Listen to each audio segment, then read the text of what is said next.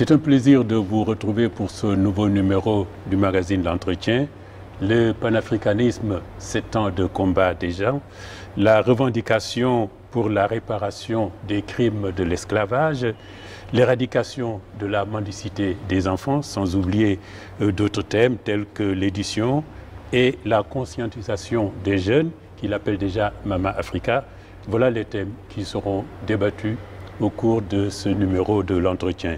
L'invité est la Sénégalaise Ulo Guillabert. Merci d'accepter l'invitation de l'entretien. Merci infiniment, Sadakan. Ça faisait longtemps que j'avais envie de venir et vraiment, je suis très heureuse d'être là. Oui. En résumé, nous allons parler de votre engagement panafricain et social. C'est ainsi qu'on peut vous définir. Exactement, c'est-à-dire que je me suis engagée pour l'Afrique, oui.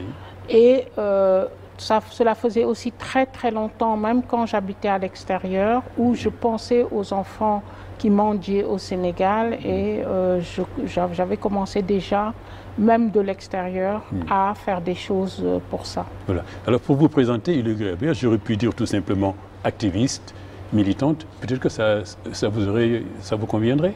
Tout à fait, mais activiste me convient moins que militante. Ah oui. En fait, activiste maintenant, beaucoup se définissent comme activistes. Oui. Il suffit d'être dans les réseaux sociaux, d'avoir un clavier pour être activiste. Oui. Moi, je suis vraiment militante. Le mot est beaucoup plus profond, en oui. fait. Oui. Beaucoup plus valorisant, l'engagement est beaucoup plus profond oui. dans le terme militant. Plus responsable. Voilà, oui. Beaucoup plus... comment dirais-je, ça englobe beaucoup oui. plus de détermination, oui. etc., oui. et de conviction sur le long terme. Oui. Alors, pour que les téléspectateurs sachent un peu mieux qui vous êtes, Ulo Guillabert, il faut dire que vous avez été de formation, vous êtes chef de projet pour les NTIC de métier au départ, mais aujourd'hui, vous êtes conférencière. Aujourd'hui, vous êtes aussi éditrice et écrivain. Et vous êtes native de Louga? Exactement. Native de Louga. Vous avez aimé très tôt la littérature. Vous avez fait le tour du Sénégal avec votre père, qui a été directeur de l'ONCAD. Et puis, c'est ensuite que vous avez découvert le monde, l'Europe, les Antilles, et jusqu'au Canada. C'est un peu cela. C'est exactement ça. Oui. Une globe-trotteuse. Oui. J'ai commencé au Sénégal à globe-trotter. Et je suis allée après dans le monde. Oui. Exactement. Alors, retour au Sénégal en 2012. Et là, vous étiez à Montréal. Et là, quand vous êtes rentré, vous avez abandonné la consultance. Exactement. Je l'ai même abandonné en arrivant à Montréal, en Déjà, fait. oui. Parce que j'étais consultante et c'est un métier très prisé là-bas. Quand je suis arrivée, on m'a fait des ponts d'or, on m'a donné des papiers, des permis de travail, etc. tout de suite. Oui. Je faisais partie des 5 métiers qui étaient acceptés au Canada sans même discuter. Et en fait, je me suis rendu compte que je n'étais plus du tout alignée avec ce métier. Oui. Ça m'épuisait. Parce que ça demande énormément d'énergie de tirer tout le monde. Quand on dirige un gros projet oui. informatique notamment, on est obligé d'être vraiment très... On porte tout le monde. On porte l'entreprise, on porte les gens. Ça demandait beaucoup d'énergie. Oui. Peut-être que vous étiez aussi fatigué parce que vous avez travaillé en France, même à La Réunion. Vous avez beaucoup travaillé, oui, en ayant peu de vacances, oui. En faisant des grosses bascules informatiques avec une responsabilité énorme oui. Sur les épaules. Oui. Vous voyez, donc j'ai travaillé 8 ans à EDF, oui. donc Électricité de France, oui. où j'ai porté tous les très gros projets d'EDF. Oui. Et ça demandait beaucoup d'abnégation, beaucoup de disponibilité, travailler jusqu'à des heures pas possibles. J'étais vraiment fatiguée et j'étais plus alignée avec ce métier non plus, parce que quand je dis alignée, c'est vraiment mes convictions n'étaient plus vraiment voilà, avec le métier, qui consistait quand même à aider les très grosses entreprises à gagner encore plus d'argent, on va dire. Donc vous avez donc des ruptures, quoi. Hein? Voilà, rupture. Des ruptures. Vraiment. Oui. Et ça m'est arrivé vraiment à Montréal où j'avais vraiment beaucoup d'entretiens, beaucoup de gens enthousiastes qui me faisaient des ponts d'or et tout ça. Et j'en étais malade. Oui. En fait, à un moment donné, je me suis dit, mais qu'est-ce que tu veux faire de ta vie? Tu ne peux plus continuer à faire un métier qui a l'air de te déplaire autant, Oui. alors que je gagnais énormément d'argent. Ce métier est vraiment lucratif. Oui. Et à un moment donné, j'ai compris, quand j'ai commencé à penser à l'engagement pour l'Afrique, Oui. ça allait bien mieux. Tout d'un coup, ça s'est éclairci. Je me suis dit, voilà, c'est ça, maintenant que je vais faire. Bien. Ça suffit. Je ne vais plus m'étioler dans des trucs qui ne me correspondent pas. Oui, donc à partir de ce moment-là, ça allait mieux dans la tête. Et aujourd'hui, vous êtes donc une femme engagée, Ilo Guillabert, pour l'Afrique désormais. Un engagement optimiste quand même, basé sur l'expérience scientifique. Alors vous allez le dire aux téléspectateurs, cette expérience scientifique basée sur l'observation du singe qui lave sa patate avant de la manger. C'était une première, voilà. Alors, bon, déjà, on m'appelait Madame Afro-Optimiste au début quand je suis apparue dans les réseaux sociaux parce que j'avais créé la revue des bonnes nouvelles d'Afrique et je voulais absolument apporter une part d'optimiste à l'Afrique et une part de positif. Et en fait, ce qui m'a fait m'engager, c'est que moi, quand on me parlait d'Afrique, je ne voulais presque pas savoir parce que je me disais l'Afrique, c'est compliqué, c'est très difficile. Enfin, on ne va pas s'en sortir. J'étais très, très pessimiste vis-à-vis de l'Afrique. Et un jour, je suis tombée sur une histoire qui m'a vraiment marquée. Oui. C'est en fait une histoire d'une équipe scientifique qui observe des animaux dans des îles désertes au large du Japon. C'est une équipe britannique. De 1952 à 1965, ils ont observé des singes qui vivaient en bande, qu'ils étaient très très nombreux sur une île au large du Japon. Je ne me rappelle plus comment s'appelle l'île. Mais en tout cas, les singes, c'est le macaque. Et donc, je lis l'histoire. À un moment donné, ils disent qu'il y a un petit singe, une petite guenon d'ailleurs, oui. Qui fait tomber sa patate dans l'eau, certainement par inadvertance. Et il se nourrissait de patates en fait, et elle mange la patate sortie de l'eau, et elle trouve certainement le goût beaucoup plus agréable que maculé de sable. Ce que mangeait tout le monde en fait. Donc elle prend l'habitude, chaque fois qu'elle veut manger, elle prend sa patate, elle la met dans l'eau. Oui. Elle la lave, elle la mange. Et elle a converti d'abord tous ses petits camarades en fait de jeu. Ensuite, ils ont converti petit à petit leur mère. Et à un moment donné, donc ça a duré pendant plusieurs années d'observation, qu'il y avait vraiment un tout petit groupe de singes qui le faisaient, ça. Les autres, ils continuaient à manger leurs patates ensablées, et puis ils les regardaient de loin, ils ne comprenaient pas. Et un beau jour, admettons qu'on est aujourd'hui mercredi, le matin de bonne heure, ils étaient 99 singes à faire ça, sur des milliers de singes de l'île. Et il se passe un phénomène incroyable. Le 100e singe mange la patate, enfin, à faire ça, et toute la tribu bascule en même temps, dans l'après-midi quasiment, c'est-à-dire 5 minutes après, ou je ne sais pas. Et c'était tellement incroyable comme découverte. Oui. En fait, celui qui a découvert ça, enfin, c'est un scientifique, hein, il a appelé ça comment dirais-je, la résonance morphique ou morphogénique, hein, les champs morphogéniques, un truc comme ça.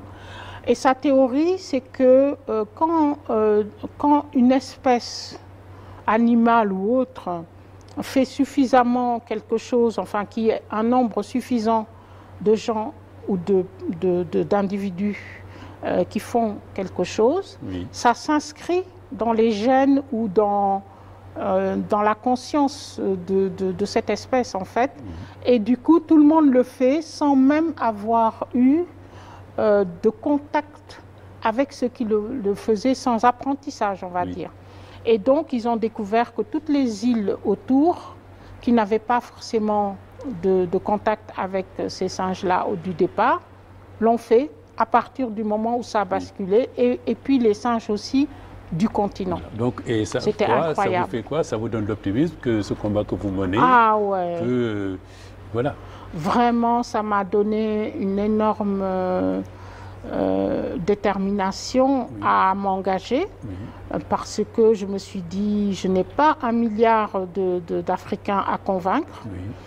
Peut-être que si j'en convainc, disons 100 000, je ne connais pas le chiffre exact qu'il faut, mais je me dis que c'est très très beau comme concept. J'ai envie de vraiment m'engager et de me dire que ce basculement est pour bientôt. Oui, et puis il est encourageant pour qui veut entreprendre comme vous ce combat. Votre panafricanisme, Hulo Guillabert, il faut le dire que vous définissez votre engagement comme un engagement panafricain social et musclé. Je souligne le mot musclé quand même. Alors, c'est-à-dire avec radicalité? Voilà, moi je suis quelqu'un de radical, pas dans le sens d'extrémiste ou de dangereuse, mais quand je m'engage, je vais vraiment à fond. Quand je m'engage, je me donne à fond. Et je prends les choses très à cœur. Et en plus, je suis quelqu'un de très sincère et qui ne sait pas en fait mentir. Donc dans les réseaux sociaux, tout le monde me connaît comme étant une femme de conviction, parce que je n'hésite pas à aller au beau milieu du plat et à mettre mes pieds dans le plat. Oui. Vous voyez, donc c'est ça qui est musclé en fait. Ah oui, c'est ça. Mais sinon, ouais. Alors, les jeunes occupent une place, je peux dire, stratégique, hein, j'ai envie de dire, dans votre combat pour vous donner des conférences dans les universités. Et vous avez écrit un livre aussi pour leur dire aux jeunes, prenez le pouvoir. Exactement. Alors, la question que ça m'inspire, peut-être même les questions, c'est-à-dire comment, de quelle manière et quel pouvoir? Exactement. Alors, le pouvoir dont je parle, moi, dans ce livre, c'est un pouvoir qui n'est pas du tout le pouvoir au palais, ou je ne sais pas, un pouvoir politique forcément. Pas forcément. Mais en fait, c'est un pouvoir qui est d'abord le pouvoir sur soi. Oui. Une fois qu'on a pris le pouvoir sur soi, qu'on est sûr de soi, qu'on sait ce qu'on veut, qu'on sait où aller, etc., on sort de là et on prend le pouvoir dans son environnement immédiat. Et une fois qu'on a pris le pouvoir dans son environnement immédiat, je vous donne un exemple. C'est du développement personnel. Hein. Voilà, c'est du développement personnel, mais après, ça peut aboutir à un développement politique. Oui. Parce que je ne me contente pas que de dire prenez le pouvoir comme ça, etc. Je dis qu'il faut aller à l'information, qu'il faut aussi entreprendre, etc., etc. C'est tous ces pouvoirs-là, en fait. C'est beaucoup de pouvoirs de toutes sortes. Et je donne l'exemple, par exemple, aux jeunes. Je leur dis, alors, qu'est-ce que vous faites quand vous êtes chez vous ? Est-ce que vous êtes adolescent? Moi, j'en connais plein d'adolescents. Ils viennent, ils passent, ils vont dans leur chambre, personne ne les entend. Au moment de manger, on dit « viens manger », tu t'assois, tu manges. Est-ce que c'est ça, le fait de participer et de prendre le pouvoir? Non. Quand on prend le pouvoir, on commence chez soi, on dit, on se mêle des devoirs de son petit frère. On va voir sa mère, on lui dit « est-ce que tu as besoin de quelque chose, maman, je peux aller chercher ?» On regarde quelque chose dans sa cour, on dit « mais pourquoi c'est là? Attends, je vais le déplacer. » On va dans son quartier, on demande au chef de quartier « qu'est-ce qu'on peut faire? Est-ce qu'on peut nettoyer le quartier ?» Enfin, il y a beaucoup de choses. Et donc, on commence comme ça. Et après, on peut aller jusqu'à se mêler de sa ville, jusqu'à se mêler de son pays, jusqu'à se mêler de l'Afrique. C'est par cercle concentrique, en fait. Donc, voilà ce que je dis. Est-ce qu'on peut imaginer que vous, Hulot Guillabert, vous puissiez attendre de ces jeunes aussi d'autres sentiments, d'autres postures, la révolte, l'indignation ou d'autres types de combats, qui sait? Parce que c'est un combat que vous menez. Alors l'indignation, c'est sûr, hein, il faut s'indigner, sinon la vie n'a aucun sens. Moi, je m'indigne par exemple sur ces enfants dans les rues. Pourquoi est-ce qu'eux, ils resteraient les bras croisés sur ce problème-là? Ça concerne tout le monde. Donc en fait, ce que j'attends d'eux, c'est aussi d'être conscient dans le sens vraiment information et connaissance du terme. Qu'est-ce que l'Afrique? Quelle est l'histoire de l'Afrique? Pourquoi on est dans cette situation? Qui est le prédateur de l'Afrique? Qui fait du mal à l'Afrique? Etc. Il faut identifier tout ça et savoir, comment dirais-je, militer contre ça ou en tout cas œuvrer pour que ça change. Moi, je leur dis très souvent, quand je viens dans les conférences au début, je leur dis, vous voyez, moi, vous êtes la seule cause de mon engagement. Je suis engagée que parce que vous êtes là. Les autres, en fait, les autres générations, je me dis, bon, j'y peux rien, mais sur vous, je peux peut-être quelque chose. Je peux vous aider à comprendre, etc. Et je n'ai de confiance, finalement, j'ai confiance que vous pourrez peut-être aider l'Afrique au point de nous sortir de cette situation. Parce que vous avez encore l'esprit qu'on peut peut-être modeler et aider. Voilà. Mais alors, vous leur dites tout ça, ils vous écoutent, ils vous entendent, vous tenez des conférences, je rappelle, dans les universités, vous organisez, vous assistez à toutes les manifestations qu'on voit sur les réseaux sociaux, dans la presse. Mais vous avez le sentiment, sinon la conviction, ce serait mieux qu'ils entendent votre message, pardon, qu'ils adhèrent à la cause pour laquelle vous leur demandez de lutter. Est-ce que vous avez ce sentiment-là? Tout à fait. En fait, moi, j'ai le sentiment de changer quelque chose. Par exemple, je vous dis, je suis allée la première fois à l'université Gaston Berger où j'étais invitée pour une conférence sur l'engagement citoyen. J'ai parlé la première fois là-bas de deux concepts. Un, c'était le 100e singe. Deux, c'était le concept d'Ubuntu. Je suis parce que nous sommes. Ça, c'est un concept africain.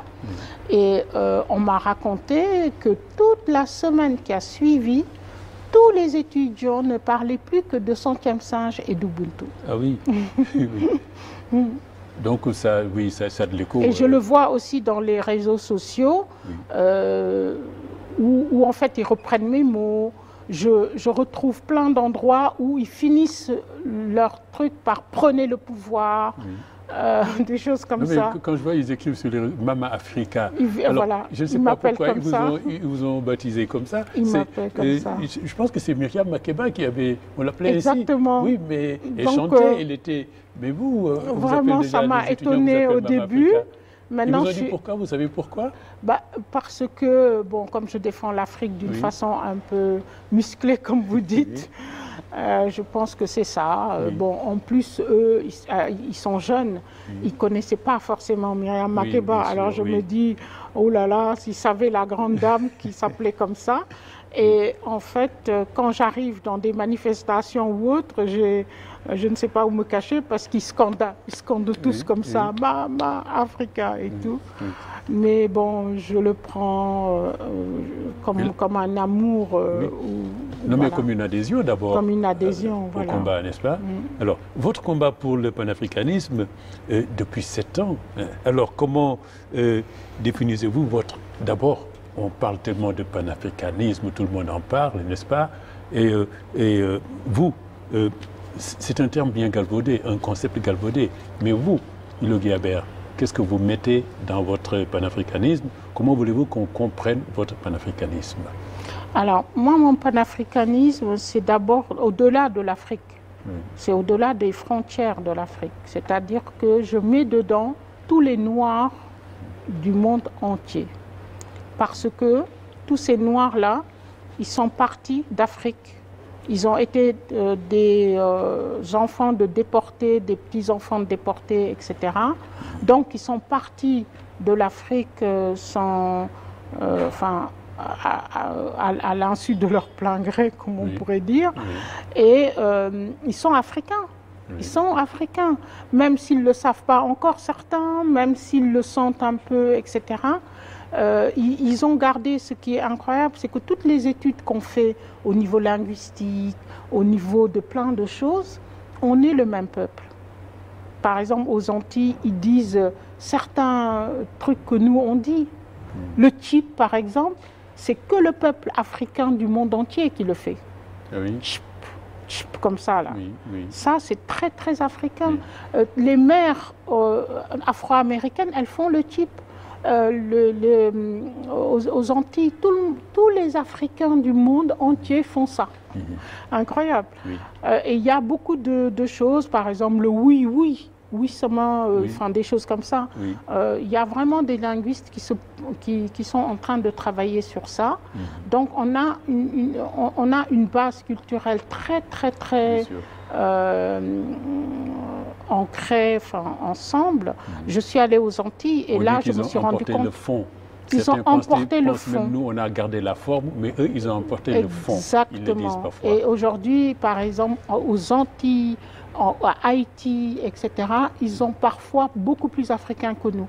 Moi, je l'ai constaté quand je suis allée en Martinique. Ils sont beaucoup plus africains que nous sur beaucoup d'aspects. Alors, avant de revenir sur votre voyage en Martinique, alors, on vous a vu défiler, manifester, protester contre le CFA. Et alors, oui, ça fait partie du panafricanisme.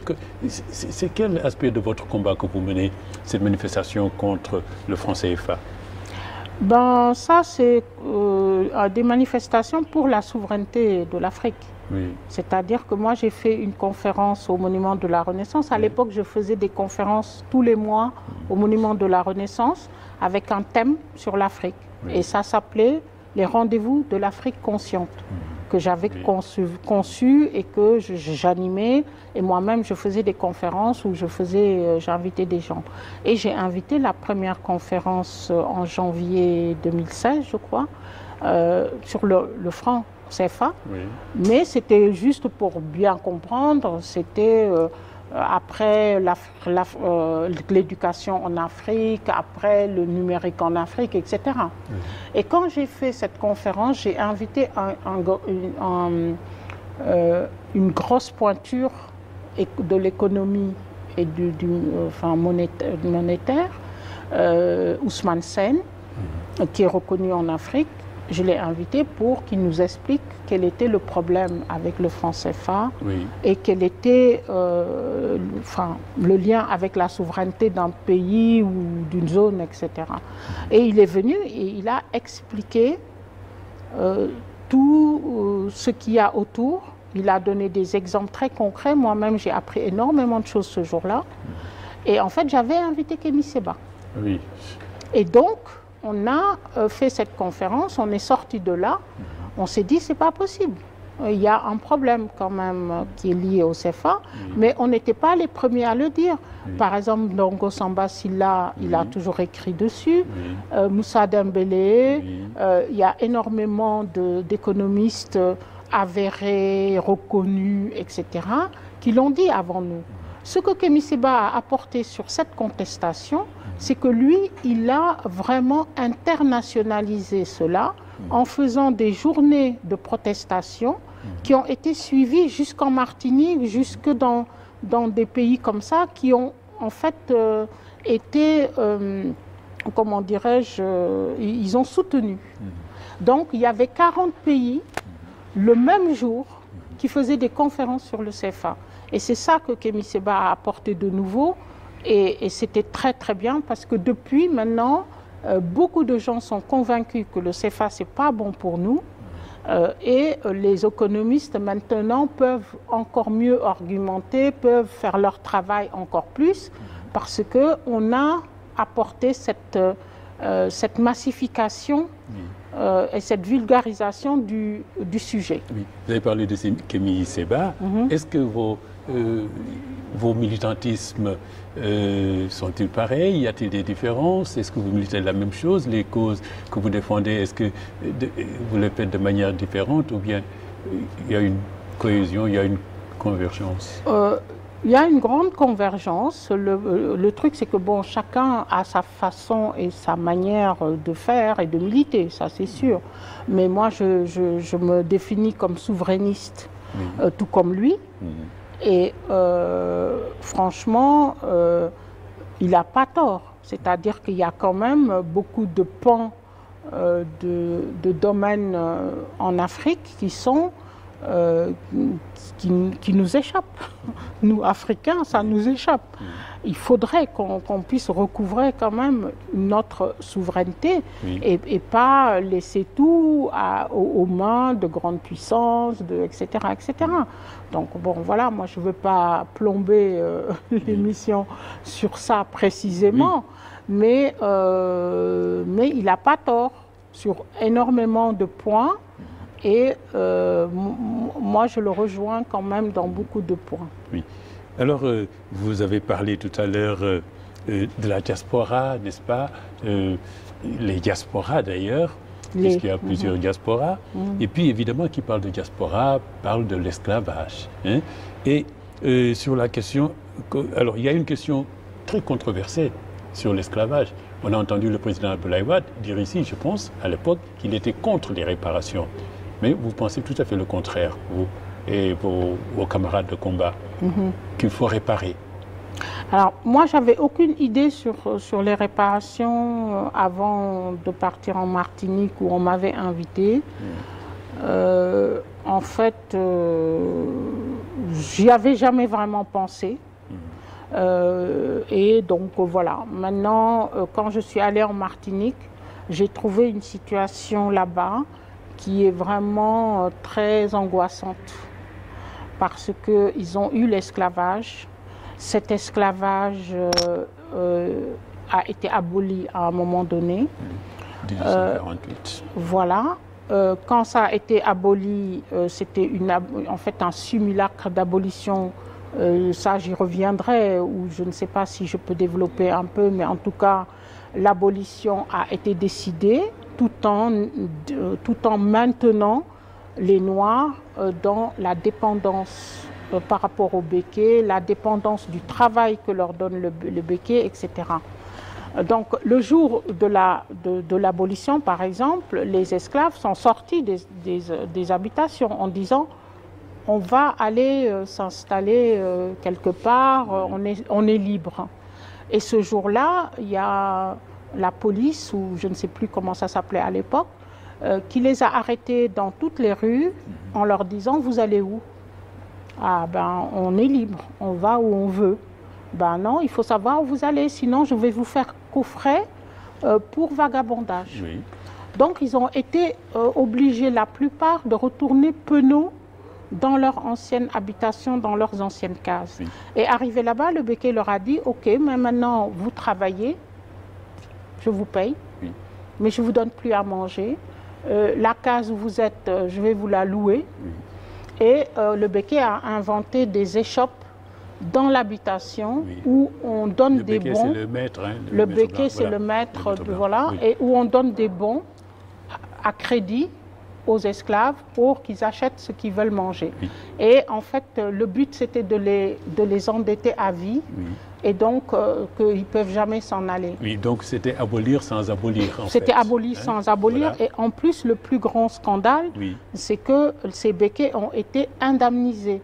C'est-à-dire un esclave homme coûtait tant, un esclave femelle coûtait tant, un enfant coûtait tant. Donc, on les a indemnisés, eux. Oui. Par contre, ceux qu'on a ramenés d'Afrique avec toutes les souffrances possibles et imaginables, arrivés là-bas avec tout ce qu'ils ont vécu, on n'a pas pensé à les indemniser. C'est cela. Et donc, c'est cette réparation-là dont eux, ils parlent. Nous, peut-être qu'en Afrique, ça ne nous dit rien, peut-être que, etc. Et encore, on pourrait trouver des choses. Hein. Mais eux, en tout cas, ils sont encore en face de leur comment dirais-je, de ceux qui les ont esclavagisés, ils sont toujours en face. Oui. Et ils ont toujours le pouvoir sur eux, économique, etc., etc. Donc quand je suis allée là-bas, j'ai mieux compris cette demande de réparation. Vous m'avez dit que vous avez vécu des moments forts en Martinique en 2017, l'année dernière. Ensuite, ils sont revenus à Gorée, hein, ces gens qui s'engageaient pour... je les ai invités là, je me suis dit les revendications pour les réparations. Alors, et comment ces descendants d'esclaves reviennent à Gorée? Et comment ils ont vécu c'est plus qu'un pèlerinage. C'était incroyable. C'était incroyable, Sadakan, c'était incroyable, incroyable. Déjà, moi, quand j'étais là-bas, le 21 mai au soir, donc c'est le 22 mai, l'abolition, en fait, le 21 mai au soir, toute la Martinique était dans la rue, avec des flambeaux. Et ça hurlait, libéré, libéré, etc. On aurait dit que c'était maintenant, là, qu'ils étaient libérés. C'était incroyablement beau à voir. Et j'ai fait un discours là-bas, quand ils m'ont donné la parole, à la lueur des flambeaux, je me sentais comme l'Afrique qui leur parlait. C'était quand même très, très fort. Et je leur disais, c'est faux. Nous n'avons pas vendu nos frères. Parce que c'est ça qu'ils nous reprochent, c'est que c'est ça qu'ils ont appris dans des livres d'histoire, etc. Je leur ai dit, c'est faux. Nous ne vous avons pas vendus. S'il y en a qui l'ont fait, c'est une très très petite frange qui l'ont fait. Et quand en 1944, on a dit qu'il y a eu des collabos en France, on n'a jamais dit que tous les Français étaient des collabos. Il y a des traites dans tous les peuples. Donc je refuse qu'on dise que les Africains ont vendu leurs frères pendant l'esclavage. Parce que ça, c'est ancré dans leur tête. C'est très grave. C'est pour ça que vous parlez de reconnexion. Moi, je pense même que c'est un euphémisme. Moi, je pense qu'il faudrait vraiment de réconciliation. Parce que la plupart des Antillais pensent que nous, nos ancêtres, mais Sada, les livres d'histoire sont écrits par les vainqueurs. Ils détestent parfois les Africains, ils nous détestent parfois à cause de ça. Mais le problème, c'est que les livres d'histoire ont été écrits par qui? Par les vainqueurs, par ceux qui ont intérêt à diminuer leur responsabilité dans l'esclavage. Ils ont intérêt à le faire. Donc, il faut qu'on déconstruise comme Cheikh Anta Diop a fait. Cheikh Anta Diop, il a fait un énorme travail de déconstruction et de défalsification de notre histoire. Il faut qu'on continue ce travail. Et ce travail-là, on fait partie par rapport à ce discours que nos frères ont des Antilles sur nous, en disant, vous nous avez vendus, on n'a plus rien à voir à faire avec vous, on ne veut plus entendre parler de vous. Et moi, j'avais les larmes aux yeux quand je leur disais ça. Je leur disais que ce n'est pas possible. Alors, quand ils sont venus à Gorée, je veux savoir comment sont-ils venus à Gorée? Comment ont-ils été, sont-ils entrés dans la maison des esclaves et voir la porte du voyage sans retour? Ça a été très fort. Oui. Et en fait, déjà, pour tout vous dire, le voyage a été payé de leur poche. C'est-à-dire qu'il n'y a eu aucune subvention de rien du tout. Ils ont payé leurs billets, ils ont payé une somme commune pour qu'on puisse faire les choses qu'on faisait tous ensemble. Ils étaient 100. Ils étaient 100. Donc il y avait des gens de la Martinique, de la Guyane, de Guadeloupe, de Antigua, de la Réunion, etc. C'était très très beau. Et quand on est rentré dans la maison des esclaves qui était fermée pour nous, il y avait une prêtresse vaudou haïtienne qui était là, qui était habillée en grand para, grand apparat, et avec une cloche, enfin bon bref, qui a fait des rituels, qui est rentré, les autres ont suivi. Après ils ont chanté, ils ont pleuré. C'était magnifique, magnifique, magnifique. Il y a les vidéos, c'est impressionnant. Et alors cette reconnexion, elle se fait, cette réconciliation est-elle possible entre eux et nous, qui cessent de penser qu'on les a vendus pour de la verroterie, pour des pacotilles, pour de l'alcool, et qu'ils nous détestent pour cela? C'est possible. C'est en train de se faire, c'est-à-dire qu'on commence à convaincre un peu, c'est des petits groupes pour l'instant, Moi, quand je suis allée en Martinique, j'ai fait des conférences dans la mairie de Aimé Césaire. J'ai fait des conférences dans des lycées, devant plus de centaines de lycéens, avec les professeurs et tout. Je leur ai présenté mon livre « Prenez le pouvoir ». Et en fait, on se rend compte qu'ils ne savent pas. Oui. Ils ne savent pas et ils ne se sont jamais penchés sur le problème. Et maintenant, avec les réseaux sociaux, avec l'Internet, l'information est disponible. Cheikh Anta Diop est de plus en plus lu dans le monde entier. Donc, moi, je suis très optimiste, comme à mon habitude d'ailleurs, oui. Madame Afro-optimiste.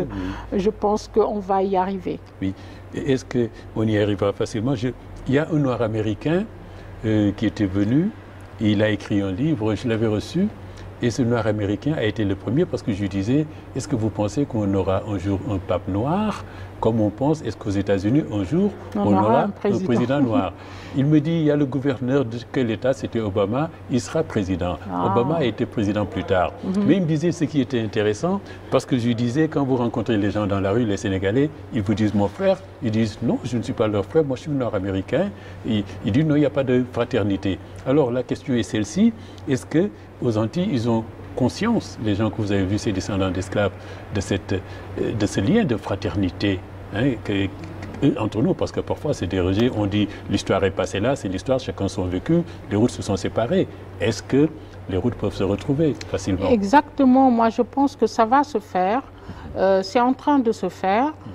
En fait, ils n'attendent même pas que nous, Africains, on vienne faire toute une conscientisation sur ça, parce qu'il y a sur place des Africains de Martinique, ils se définissent comme ça. On est des Africains. Ils disent Africains.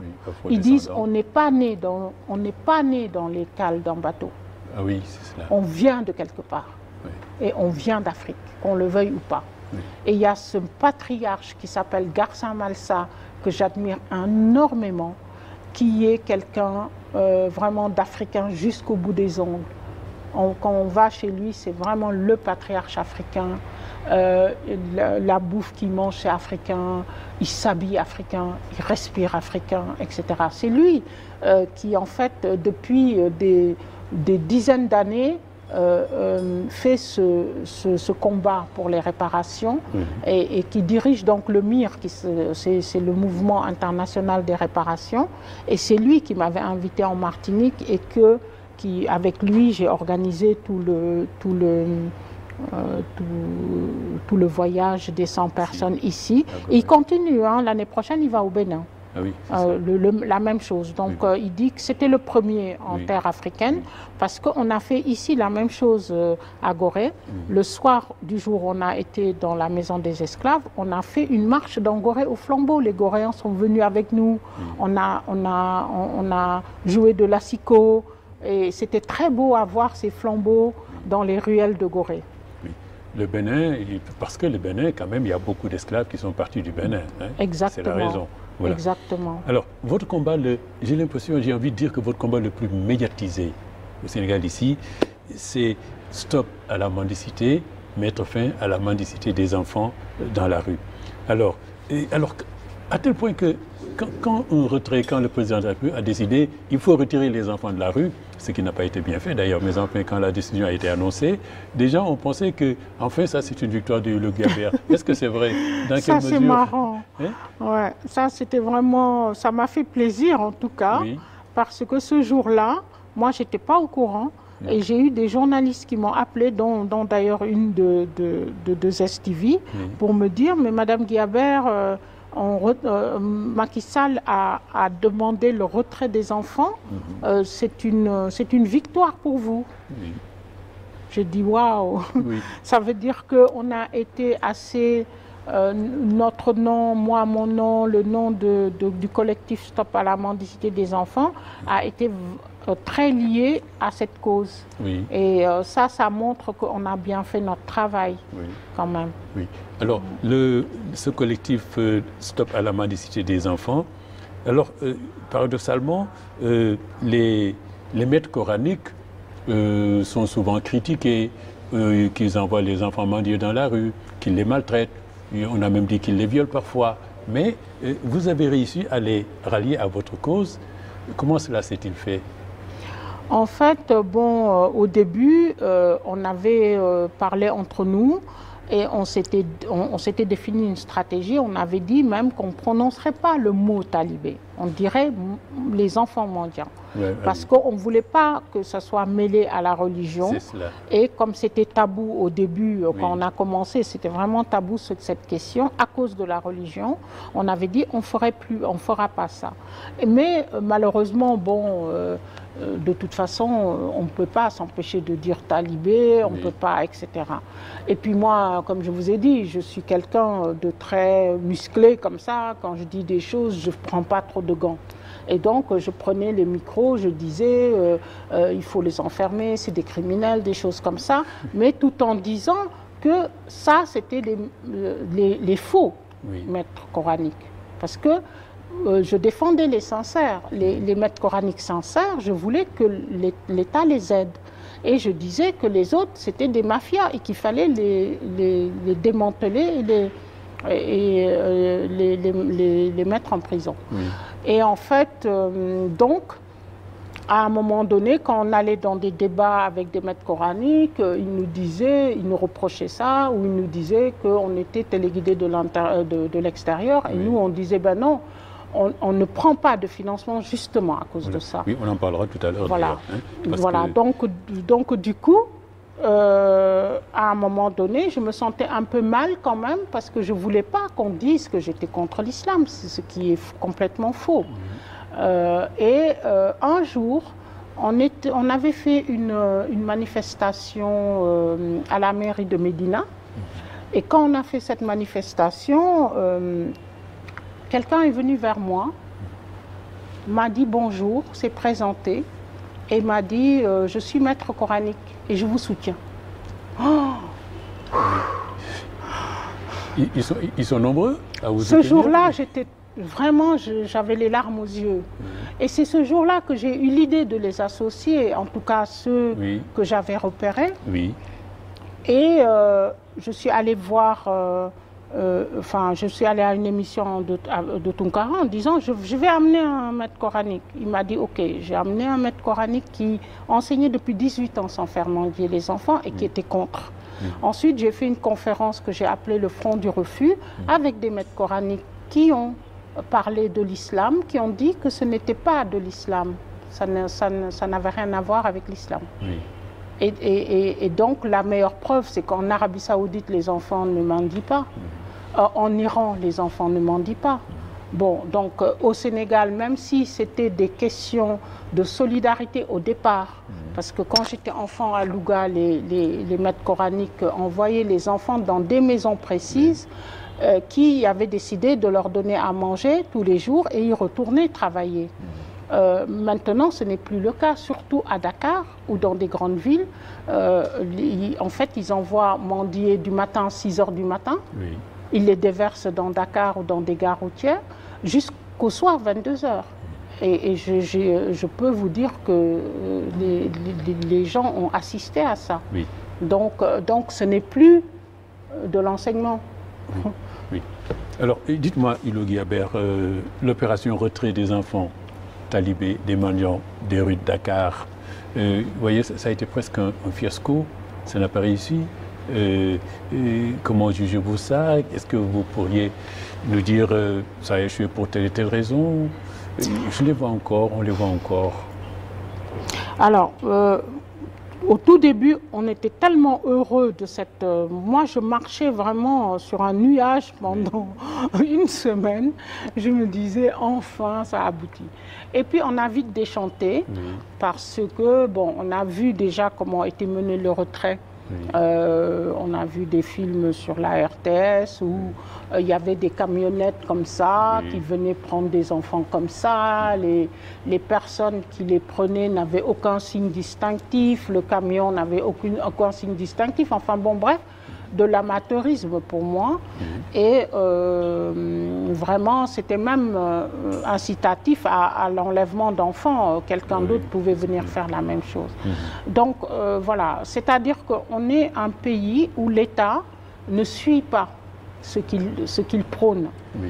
On fait des lois, ils ne sont pas suivis, ils ne sont pas appliqués. On fait des mesures. Ces mesures tombent dans l'obsolescence 3-4 jours après ou un mois, enfin plus personne s'en occupe. Donc ça, c'est quand même un problème qu'on a, oui. structurel. Oui. Hein? Et franchement, même quand ils ont enlevé tous ces enfants des rues, où est-ce qu'ils étaient? Où est-ce qu'on allait les mettre? Ça, c'était la grande question. Il y a plus de 50 000 enfants qui m'ont dit ils n'ont pas assez de centres d'hébergement, ils n'ont pas assez de ceci, de cela. Il fallait vraiment commencer par mettre en place des infrastructures, des moyens, etc. Et même le budget n'a pas suivi parce qu'il y a des centres, d'après ce que je sais, il y a certains centres qui ont été réquisitionnés, qui ne sont pas de l'État, qui ont été réquisitionnés, qui ont reçu des centaines d'enfants et qui n'ont jamais eu d'indemnité par rapport à ça.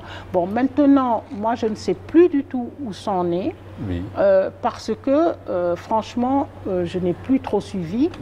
Un jour, une journaliste m'a appelé il y a quelques mois pour me dire « Madame Guillabert, qu'est-ce que vous pensez de la deuxième phase de retrait des enfants ?» J'ai dit « Quoi ? Ah bon, la première phase, elle a marché. Pourquoi vous me parlez de deuxième phase? Bon, maintenant, la ministre de la protection de l'enfance actuelle, c'est aussi la ministre de la bonne gouvernance. Alors, j'espère qu'elle va apporter vraiment une rigueur dans ce combat, une rigueur sur les mesures qui sont adoptées pour le retrait. Et je dirais qu'il y a le plan, le projet de modernisation des daara qui est prêt et qui devrait ressortir des tiroirs maintenant quand même. Alors, une question qui est importante, vous en avez parlé tout à l'heure, j'ai dit on en parlera. Alors, pouvez-vous expliquer le Guillabert avec ce collectif Stop à la mendicité des enfants, d'accord pour le retrait des enfants de la rue, mais vous refusez de recevoir des financements pour vous occuper des enfants. Alors, ça veut dire quoi? Vous ne faites rien pour ces enfants que vous défendez? Ils ont besoin d'un minimum de choses, vous ne leur apportez rien matériellement, financièrement. Et puis pourquoi refuser de l'argent pour ces enfants? Bon, déjà, il y a l'aspect intégrité. C'est-à-dire qu'un collectif qui prétend défendre les enfants, en fait, pour les protéger de la mendicité, et donc fait un combat politique contre ça, ne peut pas en même temps pouvoir être accusé d'être un agent de l'extérieur. C'est ce qu'on nous a dit à un moment donné. Il y a certains maîtres coraniques qui ont dit que oui, mais de toute façon, on est financé par l'extérieur. Et c'est ça que je voulais éviter. Donc, même au sein de Stop Mendicité, on a énormément discuté sur cette question, parce qu'il y en a certains qui voulaient en prendre des financements. On a été contacté par tout le monde, dans le monde entier, des Américaines, des Italiennes ou je ne sais pas quoi, pour nous donner des financements. On a refusé. Bon, ça, c'est vraiment une question d'intégrité. Sur le principe, Sur le principe. La deuxième chose, c'est que moi, personnellement, bon, le collectif Stop à la mendicité est composé de beaucoup d'associations qui œuvrent déjà pour le bien-être des enfants, là où ils sont. Seulement, ils en ont marre parce qu'ils œuvrent pour 100, demain il y en a 200, après-demain il y en a 300. On n'arrête pas la mer avec ses bras. Donc, ils sont venus dans cette lutte pour qu'on arrête la mendicité. Moi, par contre, personnellement, c'est moi qui ai créé ce collectif. J'ai jamais eu vraiment cette envie de les aider dans le sens confort du terme. Il y a Victor Hugo qui disait la misère, je ne veux pas la soulager, je la veux supprimer. Et moi, c'est ça qui me motive en fait. Bon, j'exagère quand je dis que j'ai jamais œuvré pour leur bien-être, parce que quand j'étais à l'île de la Réunion ou en France, il m'arrivait de faire des collectes, de les envoyer à des associations qui œuvraient pour ça. Mais ce que je ne supporte pas, c'est qu'il y a énormément d'associations ou d'ONG qui sont censées faire du bien aux enfants, mais qui le font une fois ou deux par an. Ils le font une fois ou deux par an et ils s'en enorgueillissent. Voilà, on a fait la journée de Ndogou ou la journée de Tabaski ou la journée de je ne sais pas quoi pour les talibés. Et les 364 ou 363 autres jours de l'année, on s'en fout. On les laisse traîner dans la rue et on leur donne de l'argent. D'ailleurs, je voudrais lancer un appel. Je voudrais demander au peuple sénégalais d'arrêter de donner de l'argent à ses enfants parce que c'est ça qui les maintient en esclavage. Il faut arrêter de donner de l'argent à ces enfants. C'est-à-dire quand ils sont dans la rue, quand ils demandent la charité qu'on leur donne. Mais pas. Oui, parce qu'en fait, les maîtres coraniques leur exigent 500 francs à la fin de la journée, sinon ils sont battus. Le problème, c'est qu'il y en a beaucoup qui me disent « Oui, mais nous, on donne parce qu'on se dit ils vont être battus. Oui, mais c'est un chantage, c'est un chantage. Qu'est-ce que vous voulez faire? Vous voulez leur donner à tous? Ou si on arrêtait tous de donner de l'argent, cette mafia s'arrêterait. Est-ce que c'est des paroles fondées, là, quand on dit quand ils ne donnent pas, on les bat? Si. Il y a des gens qui le disent. Alors, mais oui, c'est très très fondé. Peut-être qu'il y en a qui ne le font pas. Ah, mais on les bat. En tout cas, ceux que je compte dans la mafia, qui ne sont pas des maîtres coraniques sincères. Moi, en tout cas, je fais vraiment la part des choses. Mais à Dakar, je peux vous dire, Sada, que la plupart des daras qui font mendier leurs enfants n'en sont pas des vrais. Il y en a eu qui ont été démantelés à Guédiawaye, etc.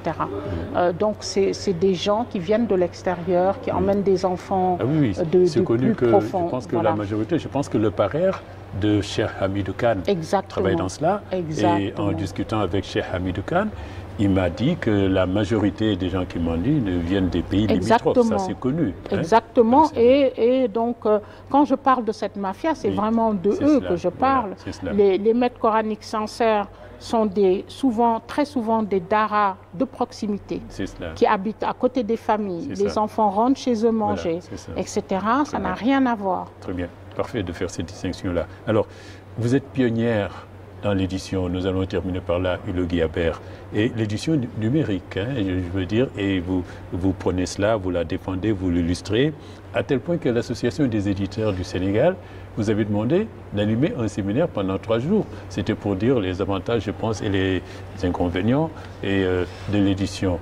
Alors, faut-il compter avec le numérique dans l'édition ? Je pense qu'il faut compter avec le numérique dans tout, déjà. Oui, ça c'est sûr. Et dans l'édition encore plus, parce que l'édition se retrouve quand même avec beaucoup de problèmes de stockage, avec beaucoup de problèmes, de diffusion, etc. Figurez-vous que le numérique diffuse à la vitesse grand V. Aujourd'hui, notre maison d'édition a un diffuseur. Ce diffuseur... Diaspora Noire. Voilà. En fait, Diaspora Noire a un diffuseur. Ce diffuseur, il diffuse plus de 2000 sites.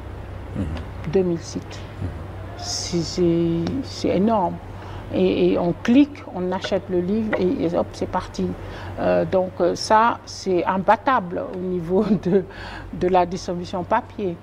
Et moi, je dis toujours, dans des conférences que je fais aussi sur l'édition numérique, j'ai fait une conférence sur l'édition numérique au Salon du Livre à Alger, où j'étais invitée spéciale vraiment Diaspora Noire comme édition numérique, parce que je suis une petite curiosité en Afrique quand même, vous le savez.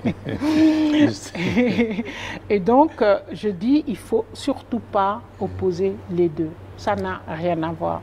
Le livre papier, moi qui vous parle, je suis toujours avec mon livre papier. Quand je veux lire un bon roman, c'est sur le papier, c'est pas autre chose.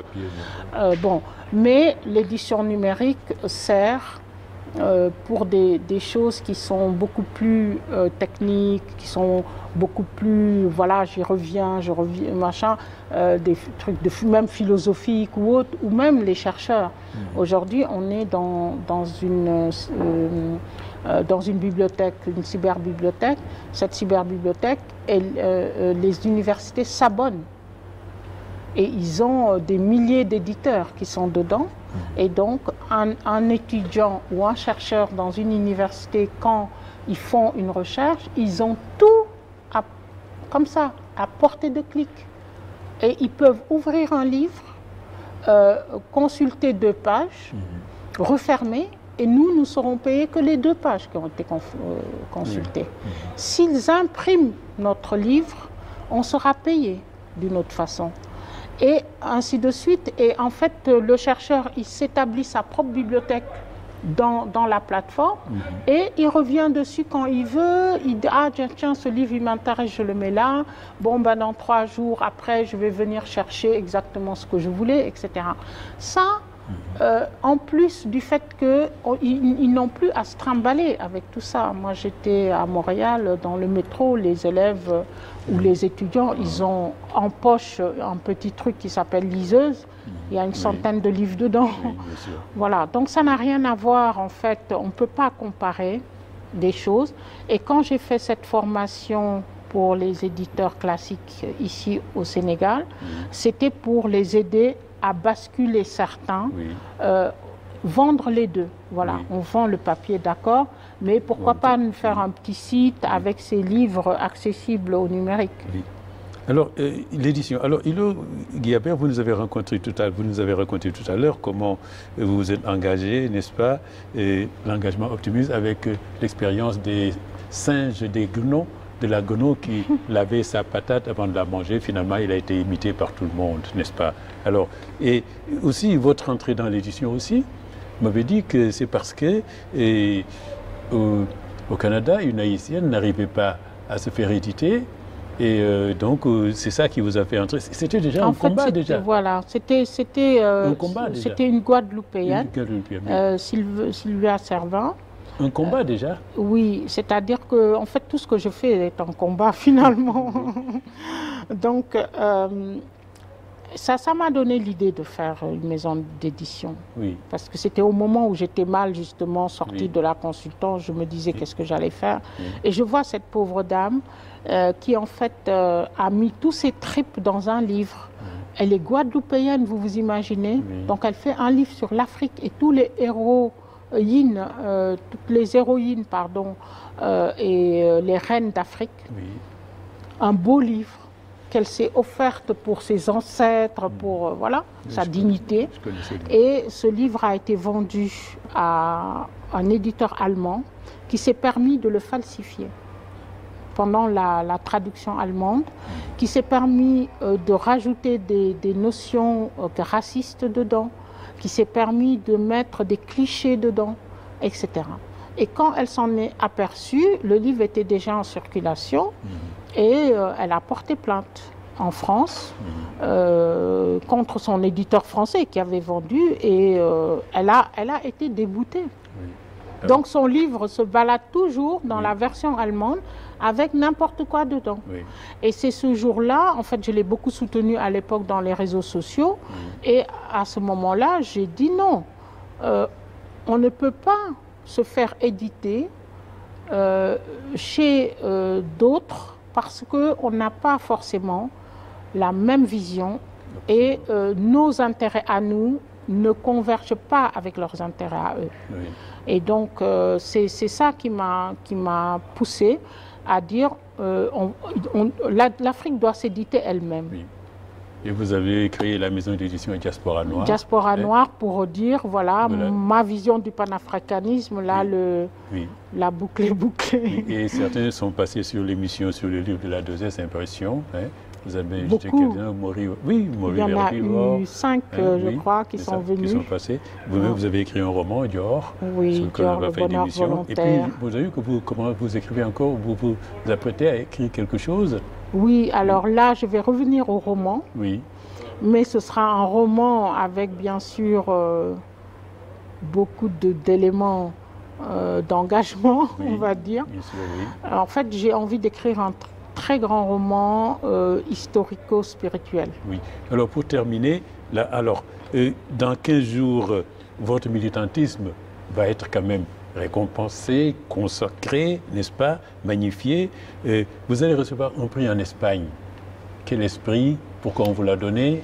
Alors, c'est un sur les prix, réseaux sociaux. ouais, alors c'est un prix qui s'appelle le prix de la solidarité Oui. international, enfin prix international de la solidarité. C'est écrit en espagnol, hein. Moi je ne saurais pas vous dire le nom en espagnol.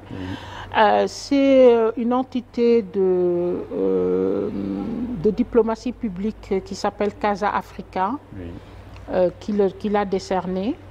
Et nous sommes 4 Africaines à avoir ce même prix. Parce que l'année dernière, il m'avait déjà proposé pour ce prix. Je n'avais pas gagné, on était dans les 5 finalistes. Et donc, ils l'ont donné à une. Et les 4 autres, ils ont décidé de représenter leur candidature, mais ensemble cette fois. Et donc, on est 4 Africaines qui luttons pour certaines choses des droits de l'homme, des enfants et des femmes. Et nous sommes 4 à recevoir ce même prix. Donc, on va le 20 novembre pour prendre le prix. Oui. Et vous prévoyez quelques manifestations ici quand même pour le présenter. Voilà, c'est-à-dire que le 23 novembre, au Monument de la Renaissance, on va organiser dans l'après-midi du 23 novembre, qui est un vendredi, une conférence de presse pour faire le point sur la mendicité des enfants. Je vais présenter le prix que j'ai reçu. Et on a aussi une des membres de Stop Mendicité qui est comédienne, qui a fait une pièce avec son association qui s'appelle Diarama.